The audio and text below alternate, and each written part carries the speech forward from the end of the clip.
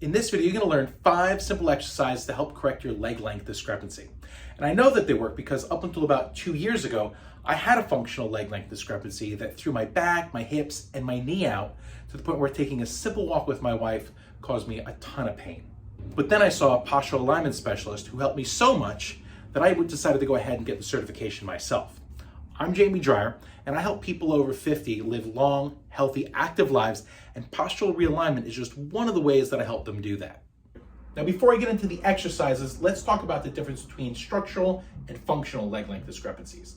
Structural is when the actual bone structure is a different shape or size. So it could be the way you were born with an asymmetry.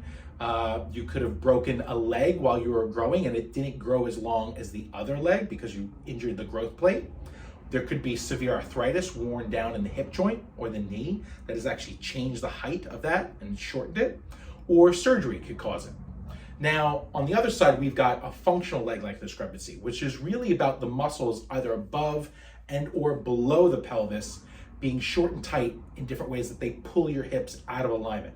So a pretty common one you'll see is like a lot of people will stand off to one side a lot, and that hip will start to kind of shoot off to the side and it'll be higher than the other one, right? So you'll have this this functional pattern of then holding the adductor and your obliques on one side get a little tight. And this is a pattern that then gets locked in more and more over time and holds you into this asymmetrical functional leg length discrepancy.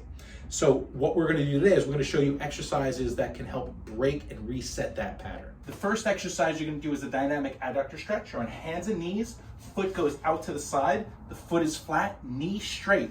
Once you're in this position, do your best to get that arch in your lower back. If you already feel an intense stretch in here, then that's it. You're just going to rock back and forth a little bit. But if you can go further, you're going to start to push your hips back more into the stretch. And if that's not still too easy, you could slide the foot farther away from you to get deeper and deeper into the stretch. Do that about 10 repetitions, getting a deep stretch on each side. Once you've gotten the tight adductor looser, you're going to definitely feel one side that's going to be tighter than the other. Now we want to strengthen the weak adductor. So we're going to grab a seat. You want to be nice and 90 degrees at the knees, hips, everything, and kind of sticking your chest forward a little bit. And then once you're there, you can either squeeze a pillow or a yoga block between your knees, maybe even a puppy dog. And then once you're in this position, go ahead and give me 20 squeezes of whatever's between your knees. Not full out. Give me about like 20% effort and definitely focus on the side. One might feel a little bit weaker, you might feel a little cramp, and just go nice and slow and get some good contractions there. Now that we've done some work to balance out your adductor muscles, we want to go ahead and strengthen your abductor muscles. So we're going to do a side lying leg lift. So come on down onto your side. You can bend the bottom knee for a little bit of balance and support. Arm is out. You can lay your head down if you like. Top arm goes here because you're going to take your hip and lean it forward a bit. Straight leg, and now you're squeezing up. And keep that leg internally rotated. So feel like you're lifting your heel and you're going to get a nice contraction up there. Go ahead and give me like 15 to 20 reps. And on this one, you're also probably going to notice one side is weaker than the other. Next, we're going to start balancing out some of the oblique and QL muscles on your side because one might be kind of tight, hiking the hip. So we're going to go ahead, find an open piece of wall space and take one foot forward, heel to the wall. The other one, mama. Okay, you're coming with me. All right, the other one, you're going to slightly bend that knee and then arms go. We're doing this. Ready, Tiny? Okay, let's go like this. Ready? We're going to go like so, and we're going to then push the hips out to the side with this leg that's pointing forward. Ready? Here we go, Tiny. Arm and shoulder back to the wall, hip to the wall, and holding the puppy up high. And you're going to hold this, if you can, 45 to 60 seconds.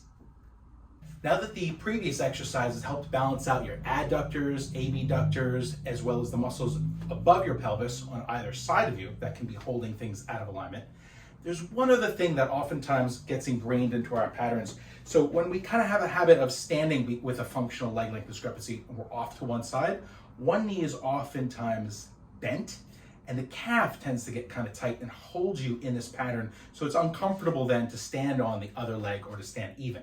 So we want to balance that out. And we're going to use the wall drop. I've got a slant board here, but you could also put your feet up on a tightly rolled up yoga mat. And you want to get your heels back to the wall, slightly turn your toes in. It's going to feel weird, but that's okay. We're good with weird. Heels, butt, shoulders, and head, everything goes back to the wall. You're fairly relaxed, except you're pushing your knees back to the wall. So you're engaging your quads to really get into that deep quad stretch. Calf stretch. And that's your wall drop. You're gonna do this for about 5 minutes if you can tolerate it. Now, if you don't feel much of anything, you can take the toes even higher into a deeper stretch. This slant board is adjustable. You could just pop it up a notch, or you could alter your yoga mat. So roll it even tighter, or you could put like, you can actually roll up like a towel inside of it lengthways to get it more thickness. For more videos like this, go ahead and hit the subscribe button. And if you want to send me and Tiny a little bit of love, you could hit the likey button too. Thanks.